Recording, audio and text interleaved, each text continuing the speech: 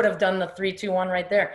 So thank you all for joining us today for the third and final HRTM industry panel today on the hospitality and tourism industries responding to COVID-19. And we are planning on, with the success of these forums, we're planning on hopefully doing a couple of these forums every semester to kind of connect our alumni, our industry stakeholders and partners, and our students. And I know that we have some students in from a couple of classes, and I'm sure you have final exams today and tomorrow. So we're gonna try and make it interesting and exciting and worth taking your study break with us today. So in order to get us started, my name is Robin DiPietro, and I am a professor in the School of HRTM. I also run the International Institute for Food Service Research and Education. And then we have assistant, soon to be associate professor, Marketa Kubickova, who is also with HRTM today. And Marketa will be kind of doing or manning the chat room. And so if you would, if you have a question for one of our panelists or all of our panelists, please go ahead and send a chat question to Marketa Kubickova privately, or if you forget to do it privately, just send it out to the group, and Marketa will be funneling those questions in as we move forward today. So Marketa, can you say hello? Hello, everybody. Welcome. Happy to have you all here. Yes, thank you so much. So we have some starter panelists today who actually, 3 of our panelists are alumni of our program, and one of our panelists is a strong industry partner that we've had for about 11 years since I got to UofSC. So I want to introduce them each before we get started on our questions. So the first one is Cliff Arthur. We did these in alphabetical order. So Cliff Arthur is the owner-operator of Metro Diners. And his birthday is today. So I want to just say happy birthday to Cliff. Let's see, where's Cliff at? All right, wave, Cliff. All right, there's Cliff. We're glad to have you. Thomas Beyer is also an alumni of our program. He's the Vice President of Development for Newport Hospitality Group. And let's see, where's Thomas at? All right. And you go by Thomas or Tommy? Tommy's fine, yep. Tommy's fine, all right, good. I have a brother named Tom, and when I want to make him really mad, I call him Thomas. So Don, and then our third panelist today is Don Fox, the CEO of Firehouse Subs. And Don comes to us all the way from beautiful Jacksonville, Florida today, right? That's right. Sheltering at home, or are you sheltering at work? I'm sheltering at work. Okay. One of only 5 people here every day. All right, good. Well, somebody's got to make sure the cogs are running pulling the restaurants along. So thank you for being here with us today. And then John Schellhase is the last panelist, last but not least. He just has an S in his last name. And he is the director of new hotel openings, renovations, and transitions for company managed hotels in the Americas for the Intercontinental Hotel Group. So John also is an alumni of our program, and welcome to all the panelists today, and thank you so much for your time. So I want to get started by just asking some, and we can do this in alphabetical order, I guess, for the first round and see how that goes, but what are some of the strategies that you implemented during the shutdown? Well, first of all, let us know if you fully shut down, because some of you I know did not. But what are some strategies that you implemented in order to stay in business and generate some revenues? Did you keep your employees? Did you furlough? How did you work the shutdown back in March? So can we start with you, Cliff? Sure. I have some ownership and supervise in 4 different states. So it's obviously been a little bit different in each state.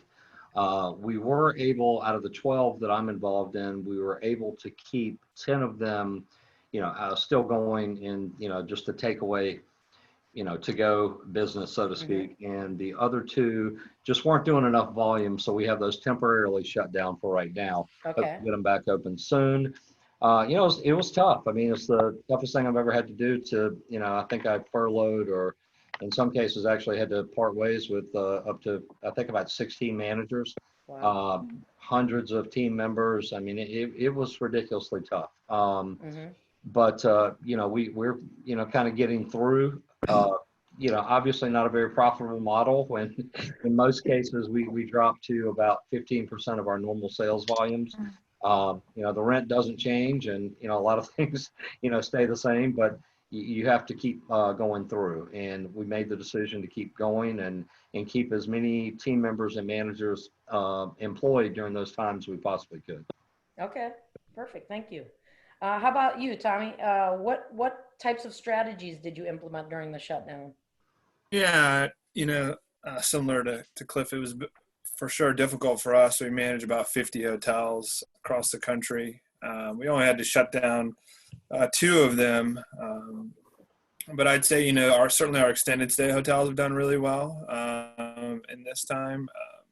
Not quite at you know, pre-COVID levels, but they're certainly close to that, which has been nice to see. I mean, otherwise, you know, some of the strategies we employed, we've just really chased hard after any medical business. You know, so hospitals, anybody. There's a fair amount of doctors and nurses that are quarantining at some of our hotels.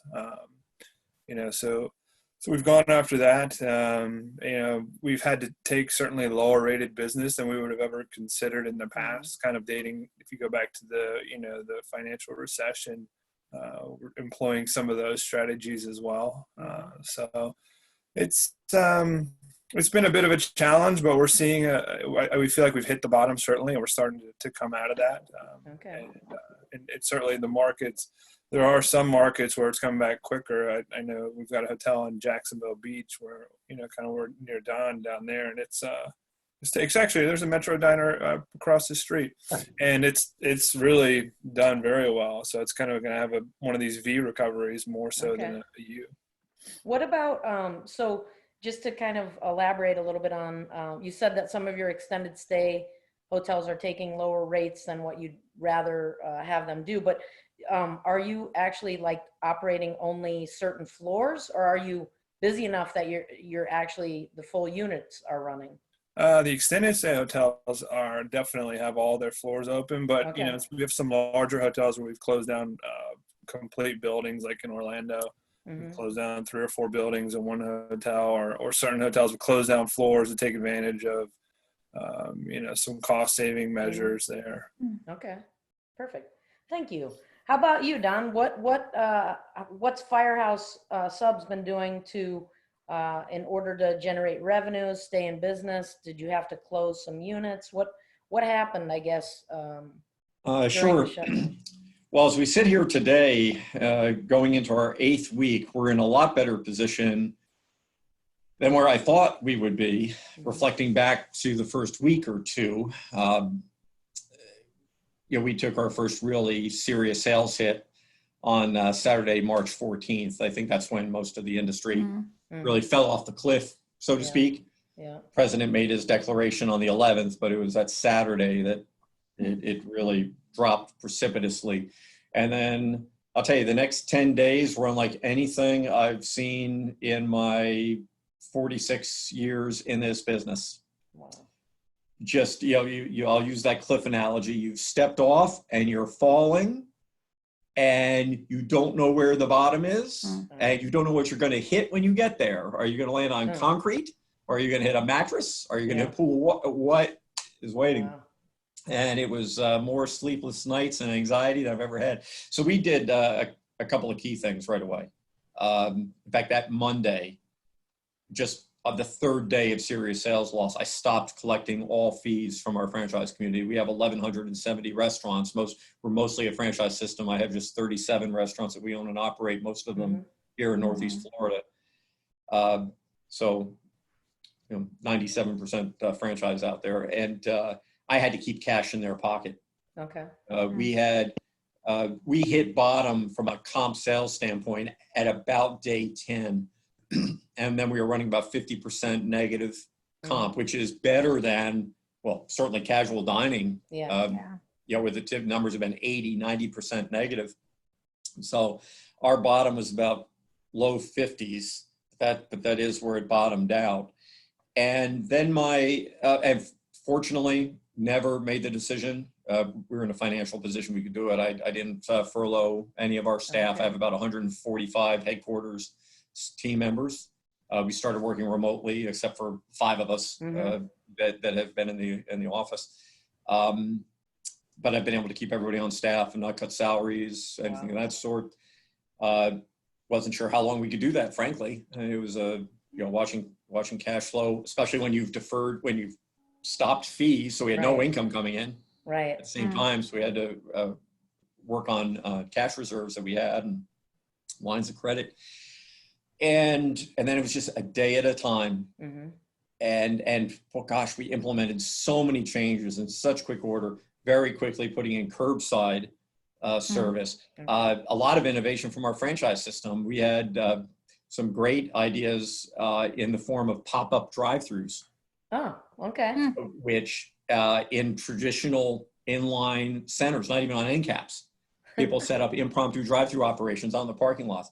A great deal of productivity, because there was one key thing I told our operators. All right, we have one main mission. We have to do everything we can to stay operational. Because when you close down a restaurant, it's expensive to close it. It's more expensive to reopen it.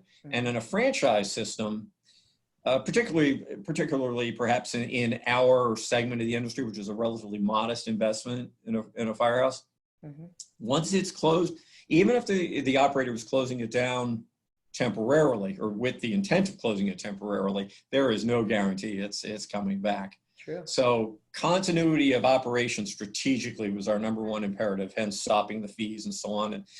And we only had at our peak 33 restaurants out of 1,170 that closed temporarily, and many of those have reopened. We're only down to 23 that remain temporarily closed, and those are airport locations, on a college campus, on college dining, and traditional malls, indoor malls, where they have no choice because the mall's closed. And now we're back up our comp sales. This last week, we were only down 9%. Wow. And with about 35, we operated 140 DMAs. We actually had 35 television markets, DMAs, that were beating last year's sales, including our home market in Jacksonville. So it really has been an incredible ride to get there over the past 8 weeks. Yes. What about your food? I mean, we hear a lot of talk now about the food supply chain. So did you end up having any blips in your food supply chain, or do you think your strategies actually helped you and your suppliers? We probably had some pluses because of the continuity of operation. I'd hate to be in a situation where I was trying to open a restaurant right now and have access to supply and complete startup inventory. That would present a problem, not only from a cash flow standpoint to get it going, but just access to startup inventory of that magnitude. So that's helped, but we are dealing with the problems that are in the national supply chain in proteins, in particular in beef, more precisely, even though ham is an issue too. Smithfield's a major supplier for us. So we're muscling our way through that right now. It will probably be more a matter of spot outages as opposed to a more systemic, because we are backed through the supply chain, unfortunately, with our distribution network, because we kept operation. There's basically things have been coming through the funnel with a fair amount of consistency, but you just have just right now, the issues way farther up the supply chain that we are going to have to wrestle with. And I think we're probably going to be dealing with that for, I think the overall economy, or all customers will be dealing with it for at least the next 4 to 6 weeks. Sure, I think so too. So I mean, just to kind of wrap up, and then I'll move on, I promise. But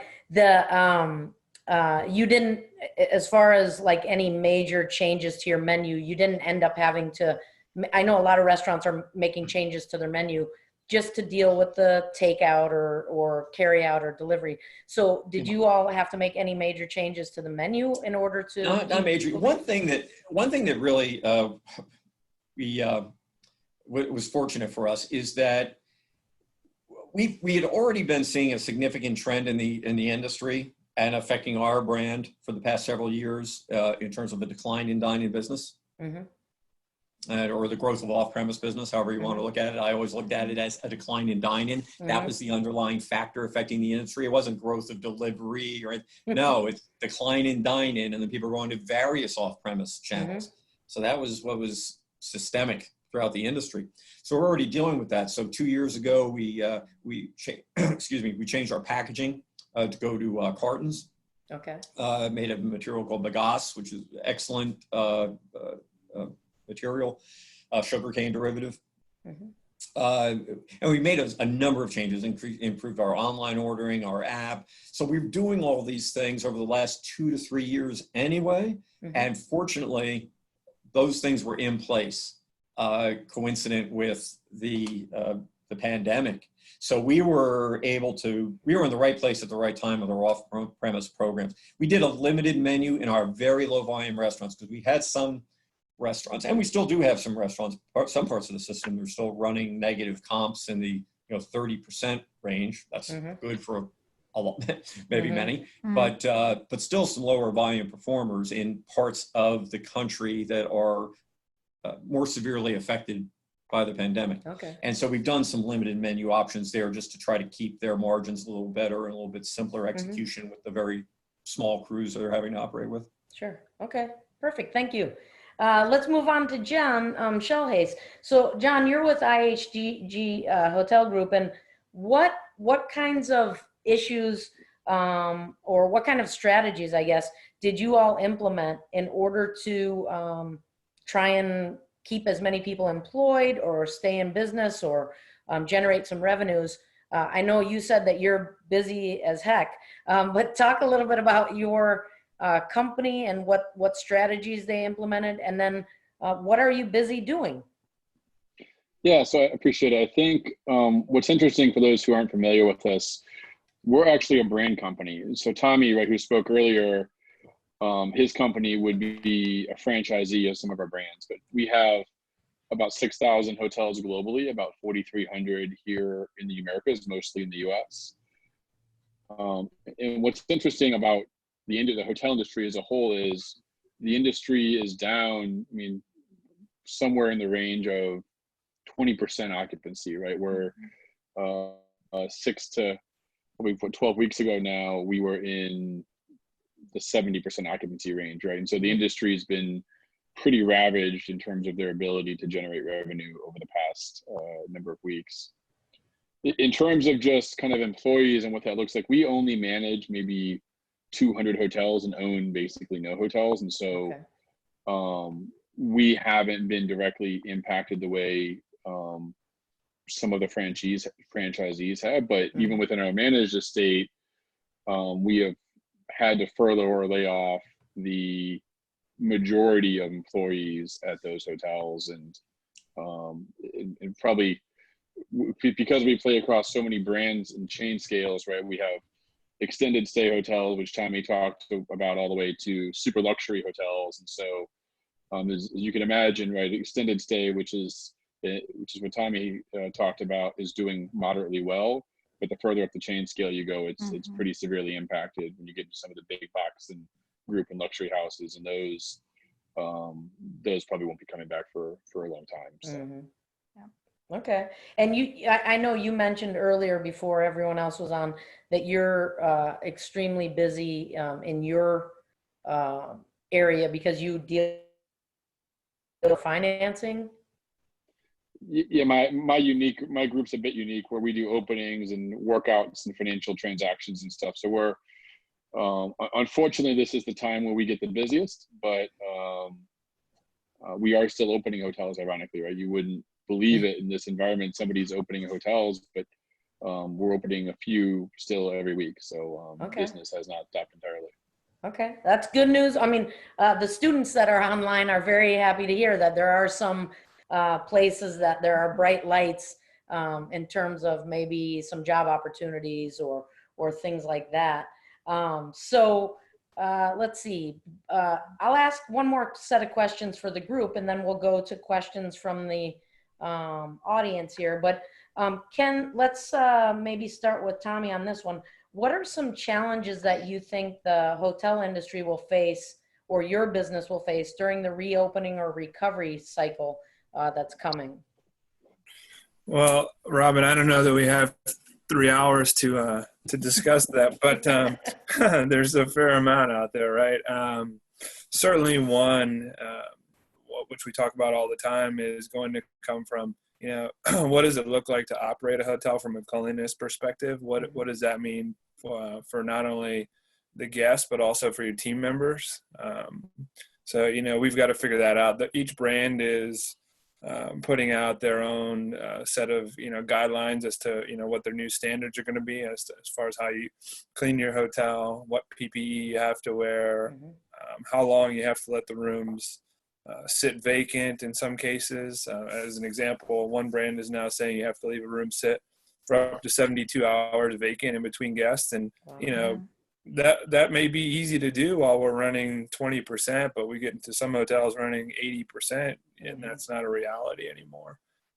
So that's certainly going to be one of the challenges we face. And the other thing we're seeing pop up, and I think a lot of people will agree with me on this, is that due to the fact that in our industry we have a fair amount of folks that are not highly paid.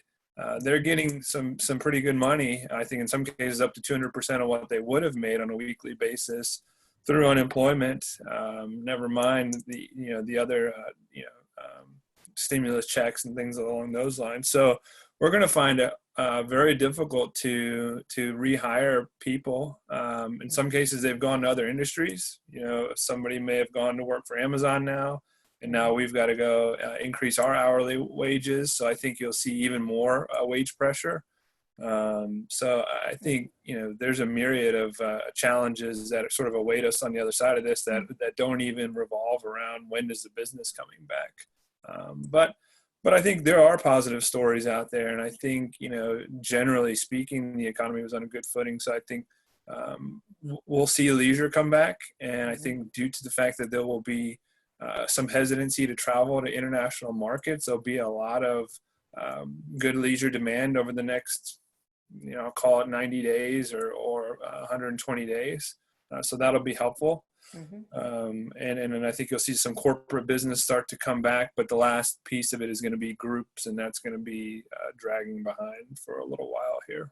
Yeah, good point. Okay, thank you. How about you, Cliff? What challenges do you see during the reopening or recovery cycle that's coming?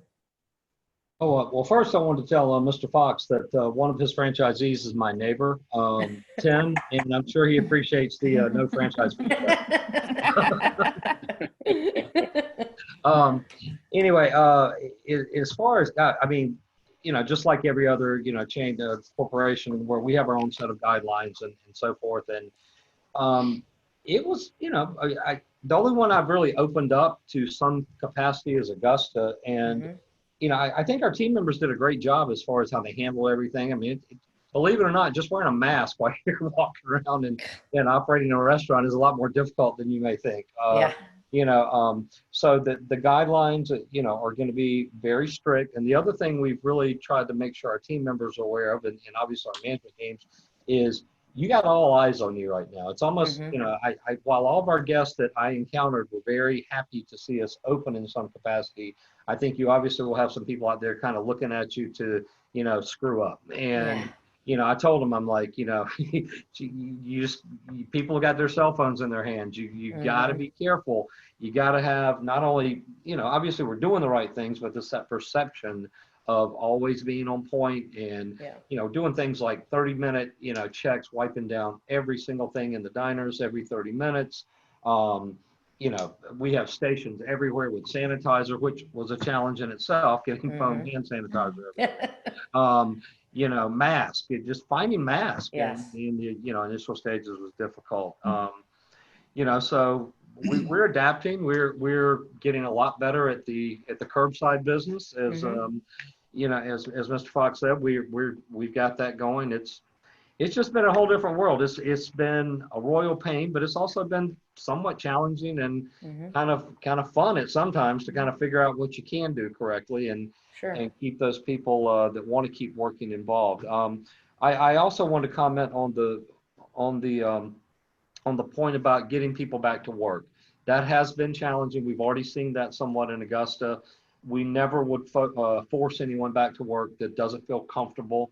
And you're right. I mean, I have great servers that, are making a ton of money, and are not making as much not working. But then, we do have some of the lower paid people that, they are making more right now. So that is going to be challenging. It was the headline in the Charlotte Observer yesterday that this is going to be a big problem for restaurants and hotels, to get your housekeeping staffs back or dishwashers back to work when, they're making, in some cases, over $800 a week to not work. So it's going to be a different new world. And, we're facing the challenges every day, and you got to be very nimble, different menus, just, again, I could go on for, 24 hours about all the different things. Well, everyone Cliff, else, you said that you own restaurants in 4 different states. Do you think that are those states going to be having similar coming back to work times, or how different do you think those states' regulations are going to be as you kind of move through that? Well, the majority are my North Carolina diners, and our governor is he's I think the last in the South to kind of get with it right now. And so we don't know. I mean, it's supposed to be phase 2 is when we'll see something with restaurants. I think his timeline is 2 to 3 weeks after phase 1 starts. Okay. Phase 1 is supposed to go into effect this Friday. Okay. Virginia, all over the place, have no idea, can't get a straight answer anywhere. South Carolina, as you know, we started yesterday with we have a patio in our Charleston location. Oh, okay. So we were able to serve on the patio yesterday. Okay. Didn't get a lot of action on it, but it's open now. Yep. So it's been challenging, to say the least, trying to figure out state by state. And it sounds like everyone on the panel has that same deal. They're dealing with different states and so forth, and trying to figure out, who's doing what. So yeah, it's been very challenging.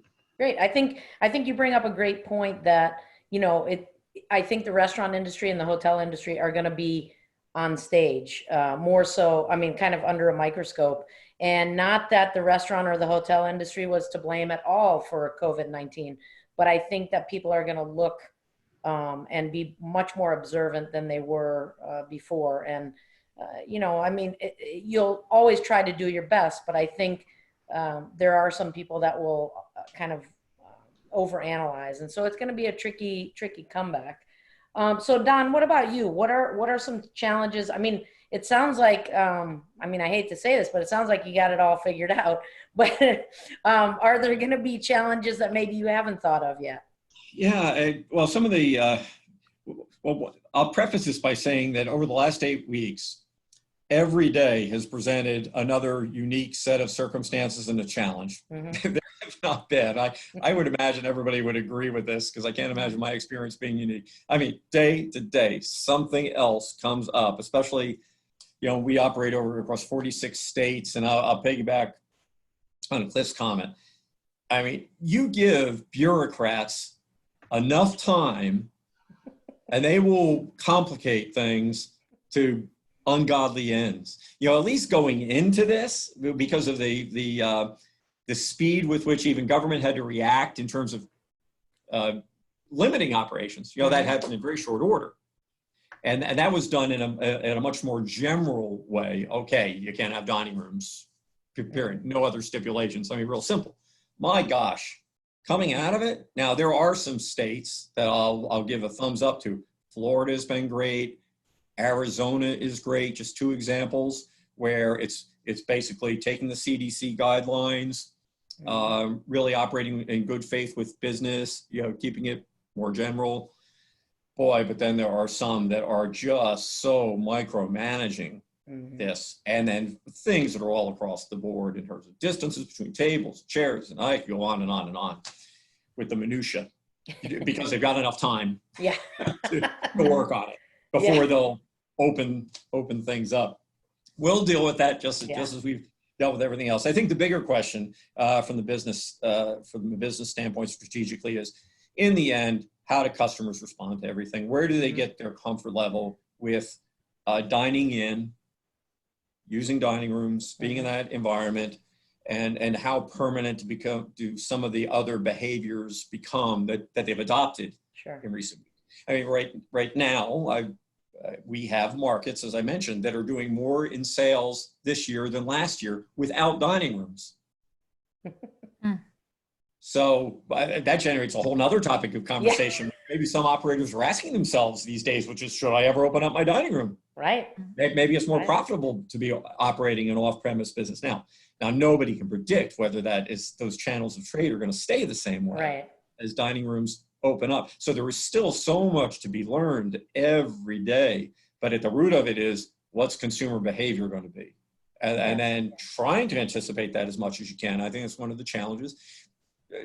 Dining room reopenings is a good example. So Florida just opened yesterday, 25% occupancy allowed in the dining rooms. Georgia a week ago. Our initial read is that the customer is very cautious, just as Cliff mentioned with the patios. Now, we didn't know with certainty what to expect. I mean, we looked at various consumer research that basically consumer research is putting the consumer in three buckets, almost equal thirds. Third, people say, oh yeah, when I get a chance to go out, I'm out there. I'm going to be enjoying restaurants. I'm going to shop. I'm going to do whatever I want.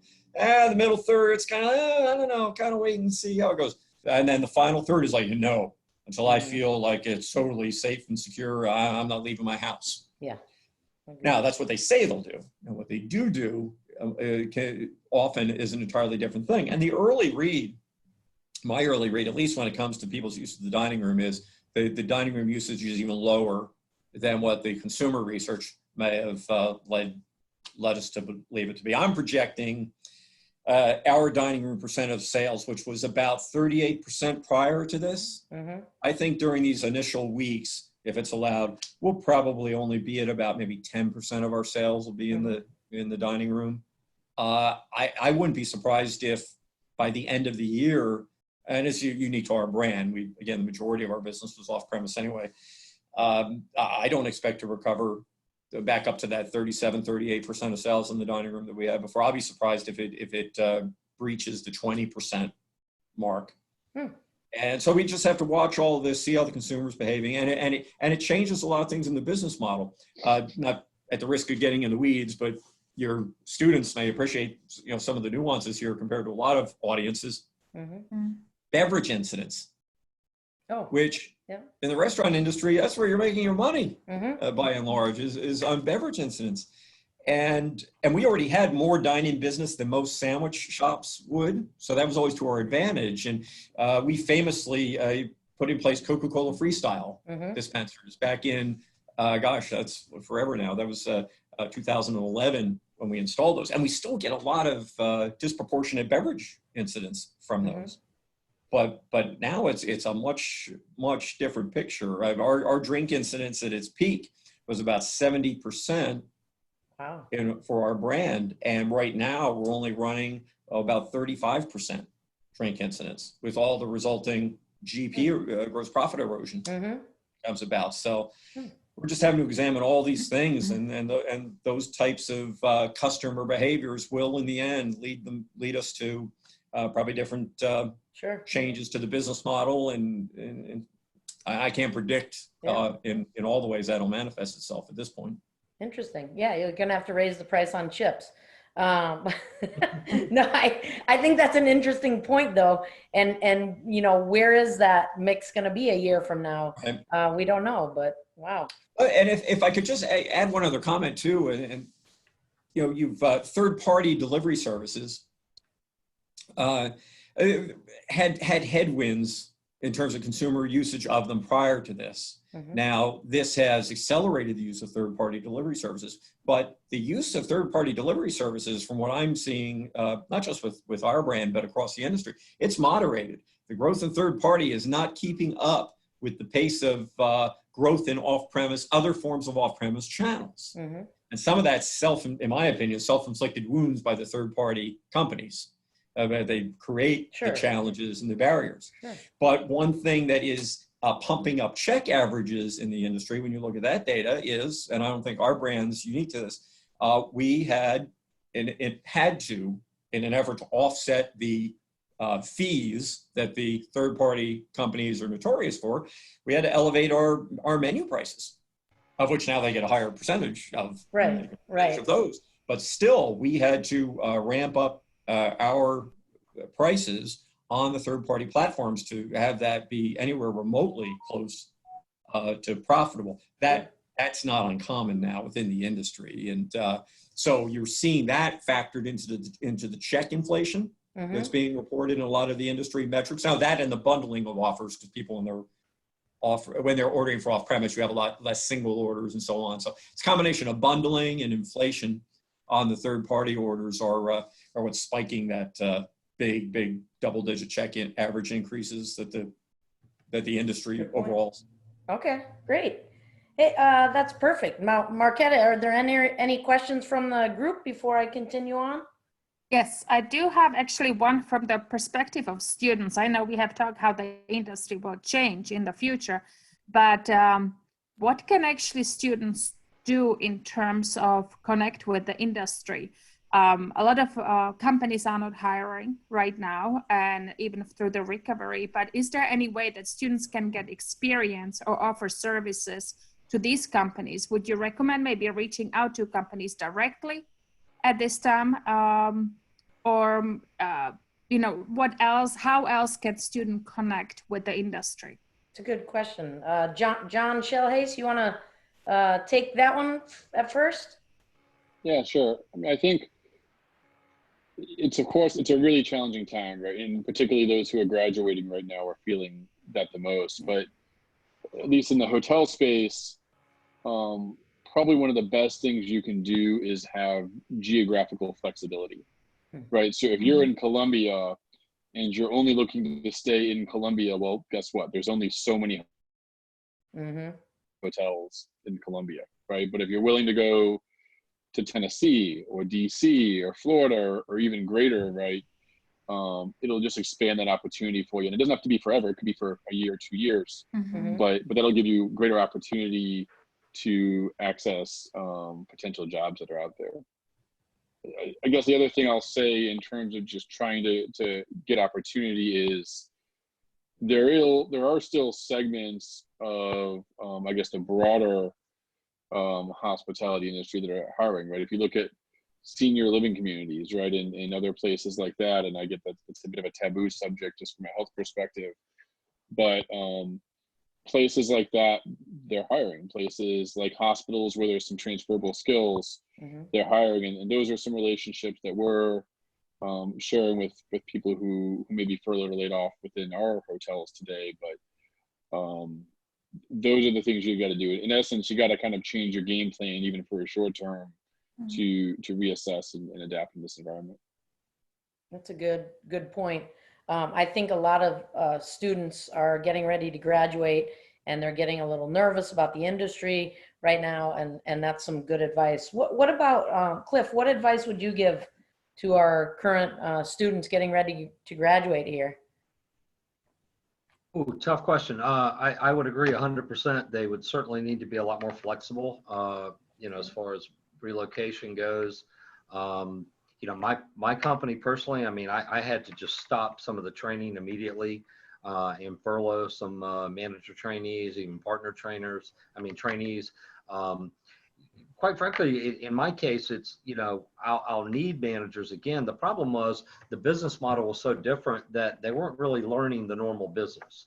When you modified your menu, when, the managers are doing, 80% cooking versus managing, it just didn't look like it normally, would look. So they just weren't learning what they would need to learn. So, we'll get going again. What it's going to look like, just like everybody else is saying, is it going to be a much larger percentage of our business is now meal replacement, takeout, curbside.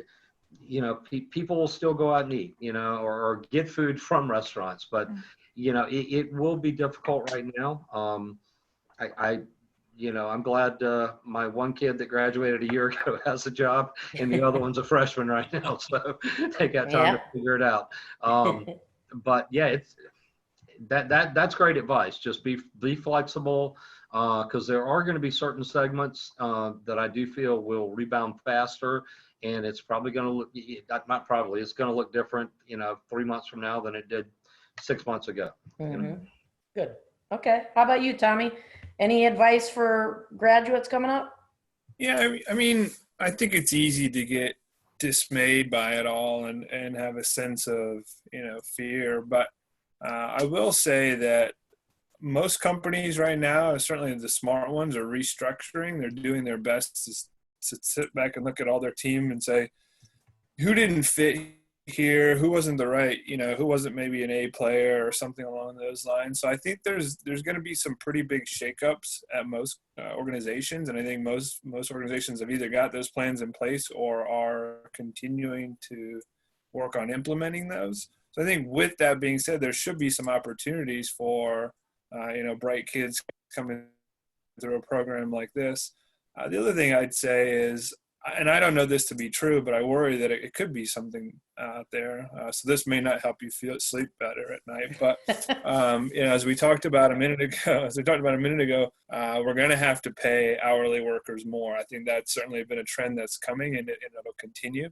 But I'm not so sure that you don't see something of a shift with the salaried folks. So I could certainly see a scenario where, entry-level managers make a little bit less, but your hourly folks make a little bit more. So I think, to John and Cliff's point about being flexible on, relocation, I think you may have to lower your expectations a tad as far as what you're willing to accept coming out of school. But again, every one of us, I imagine, sitting on this call has been there. You work hard, you do it for a few years, you prove yourself, you move up, and that's how you continue to climb the ladder in this industry. Okay, good. Any additional insight from you, Don, before we get our next question? I mean, those were all spot on. I would just echo a bit, especially what Tommy said about where you set your expectations. If you're coming out of school right now, I'll tell you the worst thing to do is sit on your hands for the summer and for the fall doing nothing. That gets you nowhere. So no matter what you go out and do, because as was already said, and it may be regular positions in the restaurants, but it's better than sitting on your hands and doing nothing, and you develop relationships and so on. And you never know how you parlay that. It's true in all things in life. No matter what you're doing, that the circumstances lead you to, just go do it 110%, because it will be unpredictable in terms of how you parlay that. I mean, when I was washing dishes in an Italian restaurant at 16 years old, I wasn't thinking that I was going to be CEO of Firehouse Subs a few decades later. So, but I did the best job I could washing dishes, hoping to make something out of it. So nice. Okay. That's my advice. Perfect. Thank you. Marketa, anything else? Yes, I have another question that centers around people with disabilities. I know there have been a lot of policies changing, for example, in restaurants, how far the tables can be, how far away from people can be standing. But what about people with disability? The ADA seems to overlook during the pandemic those that have some type of disability. What is your opinion? Anyone want to take that one? Maybe have you seen any guidelines or any changes or any additional recommendations? I'm trying to think real quickly through it, and I mean, if the questioner had a specific thing in mind, but if anything, in some respects, access is easier. Curbside service being available for people who previously, if they were wheelchair bound or couldn't get in, we didn't. We probably, if we were aware of that, we would have made an accommodation if somebody had ever asked for it, but we didn't have that as a routine part of service, nor were we required to. So that's a value add. There's certainly a lot more room to navigate in the restaurant because tables, chairs pushed aside. Now there can be some barriers too, because you're looking for depending on how you deal with the separation. And I've seen in some locations where barriers are being put in place to keep the cashier separated from the person placing the order. But I just think common sense has to apply, and that was the case before, and it should be now. I mean, if anyone that had a disability of any sort coming into the restaurant, there's no change in the requirement to accommodate. Yeah. And I can't think of anything that's been imposed to these changes that necessarily has added another barrier that can't be easily overcome through just common sense accommodation. Sure. Anybody else? No, I agree. If anything, like Don says, it's probably, the curbside probably helps, if anything, Mm-hmm. and the table separation, et cetera. Sure. Yeah, I will say, one thing, if you don't mind, one thing does come to mind that presents a challenge, and it's on the masks. Because if you have anybody that's with a hearing issue, Yes. it is harder to communicate if the employee is wearing a mask, right? And for the person that may be hard of hearing, trying to obviously you can't lip read, Right. but sometimes even if you're hard of hearing, just you're not technically lip reading per se, but anytime you can see someone speak, it helps in the communication. So that presents a bit of a unanticipated barrier. True. But I don't know much you can do about it. Yeah. But you had mentioned earlier about, your company has a great app as far as ordering and so forth. And I know casual dining companies like mine are we're starting this week where, you got the little deal on the table where you can scan and the menu pops up and things like that on your phone. So, again, I think a lot of technology is probably helping versus hurting at this point. Yep. Yeah, true. So Marketa, are there any more, or should we move on to one more question from me? I do have one in terms of the questions that just came through. In terms of discounting, do you see deep discounts or other offers to try to gain business back? Cliff, you want to start with that one? Are you going to do any discounting or anything? One thing we have done, we have certainly started doing more, I call it home meal replacement with, more family packs and things like that. Doing more of a bundle deal. I think somebody mentioned that earlier, where, one price, you get a meal for the whole family and so forth. And a lot of restaurants are jumping on that immediately.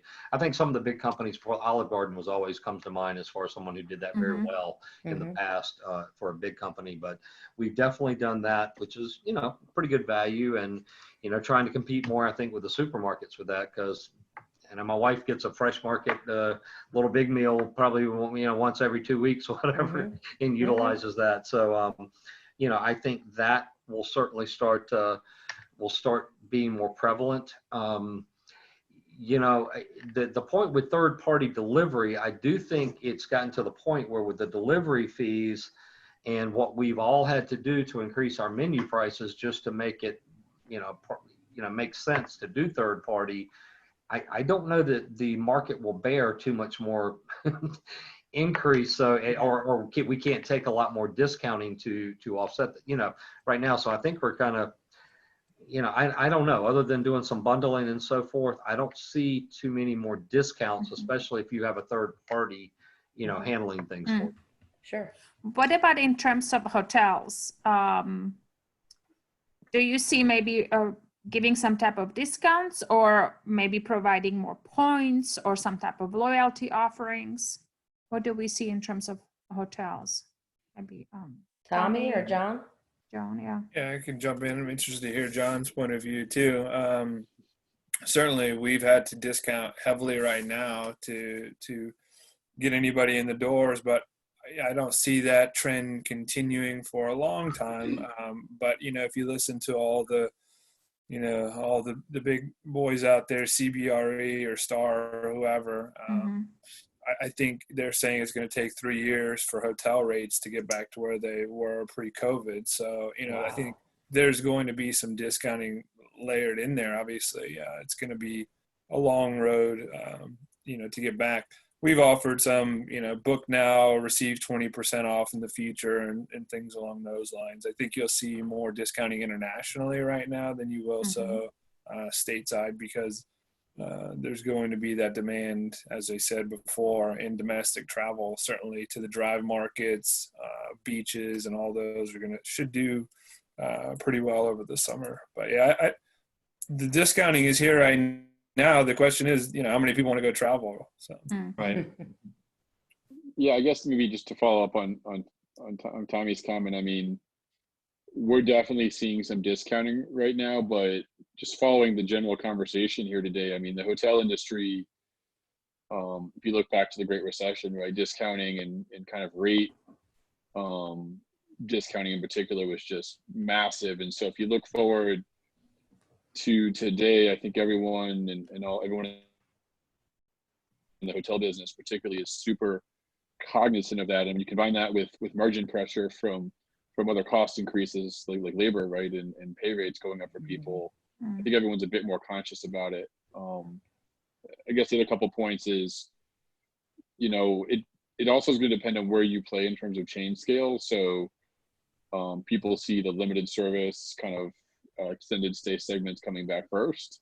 But if you look at the big box group side of the coin, luxury side of the coin, those may take upwards of 5 years to come back in terms of where they were just, again, 10 weeks ago. Wow. Using CBRE and PKF and some of the same benchmarking services out there. I guess what's interesting just with the hotel space alone is, unlike other recessions in the past, like we've talked about today, it's almost impossible to model, right? Because you can pull every recession going back 100 years and every other event. And look, we have a team of internal economists, right? And these guys, allegedly know what they're doing. And I couldn't give them $1 million and they could tell you what's going to happen. But I think the takeaway is, yeah, there'll be some rate discounting, but everyone is significantly more cognizant of it than they were just 10 years ago. So I would expect it to be, I guess, a bit more muted than 10 years ago, but definitely will impact you greater as you move up the chain scale. Yeah. Robin, if I could comment on that, I think John's 100% correct, because being on the consumer side of the hotel deal is someone who travels a lot. I'm a lifetime elite titanium Marriott and a diamond Hilton member all at once. And it's odd. I do travel still, obviously not as much as I did, but the rates are not quite as low as you might expect, considering I'm one of 6 cars in the parking lot. Yeah. I stayed at Brandy Fairfield the other evening, and literally there were 6 cars in the parking lot that night. Kind of creepy, quite frankly. But and the rates were less, but they were probably, I would say, about at about 80% of what that hotel, or maybe 70% of what that hotel normally charges. And the reason I'm bringing this up, somebody mentioned the point about, other forms of discounting. What I have noticed with all of my, I think I'm a Wyndham Diamond member too, but every one of them are sending me, things where it's easier to maintain a status, or, you get more points for doing this thing, or whatever promotions are. So I think they're looking, again, from a consumer point of view, I think they're looking at different ways versus actually just slashing the rates, because, even though you might only have 6 rooms, I'm assuming, somebody's still got to clean the rooms. Yeah. And like Tommy said earlier, it's hard to get, housekeeping and everything in right now. So that's a good point. No, and I think one of the things that I've been talking about to my class, I teach the kind of the capstone strategy class. And one of the things I've been talking about is relationship marketing is huge right now. I don't want to see a company that's just promoting, their products and trying to get me in there like they did 10 weeks ago. I want to see kind of what they're doing for first responders and medical people, and I want to see what they're doing for their employees. So that relationship marketing, I think, is really taking a front seat in terms of it's not all about discounts. It's more about how do I feel about the company, and that I think has been a big shift over the last 10 weeks. It's been incredible. So let's kind of wrap up. I know we're getting close to our time limit here. And so I don't want to keep you beyond that, but if we could just maybe, can you give us your last thoughts on maybe new skills and abilities that you think are going to be needed in the workforce to address this new normal in our industry? Do you see any new skills being needed by our students as they come out and get ready to do great things in the industry? Can we start with you, Don? Sure. I think there's going to be a renewed or a new emphasis in some cases on nimbleness and flexibility, and an attitude of saying whatever it takes. You know, more than ever. You realize at a time like this who your champions are, who's all in, and you do whatever it takes. And but that doesn't mean you compromise the quality of the work or anything else. You just you try harder than ever in a shorter amount of time than ever to get things done. I think that those are going to be attributes that are now respected more than ever and treasured and looked for in other people coming into the team. Perfect. Thank you. How about you, John? What new skills and abilities you think are needed in the workforce from our new graduates? Yeah, so I guess if I look at, again, just the hotel world, it's interesting that the type of general managers we're now looking to hire, and this even carried back, I guess, pre this crisis, but it's definitely going to accentuate it, is a different type of person than 1, 2, 3 years ago, right? In the hotel space, if you were running a hotel, you traditionally largely came up, right, in some of our bigger boxes through rooms or food and beverage, right? You came kind of through hardcore operations. And the type of general manager we're now looking to hire has a greater financial acumen or comes from a sales or revenue management background, right? So they come from more of the business side. And I think what we're already seeing, if we look at some of our properties overseas, right, in China that are opening up and others, is that transformation has only accelerated. And so things that students can do, either that are graduating or still in school, to kind of increase your knowledge in those areas, whether it's revenue management or sales and marketing or finance and accounting, those are skills that will become incredibly more valuable as you get out of this in really 2 ways. One, it'll make you a more well-rounded candidate, right, for the positions you're applying to. But two, those types of skills are more easily transferable, right? And all the panelists today talked about the need of becoming more flexible and about the jobs you look for and then how you go about that, and having a broader skill set in those areas will only help you in that journey. So, great, thank you. Cliff, any last bits of advice for skills and abilities that might be needed? You know, I think more than ever, you're going to be looking for people that think like a true owner, not waiting for the home office, corporate office to tell you what to do, but to take, you know, challenges like this and turn them into opportunities. And, you know, I love my partners who are, all of a sudden I drive up and there's a big tent set up with a curbside thing going. Great. I'm glad I didn't have to tell you to do that.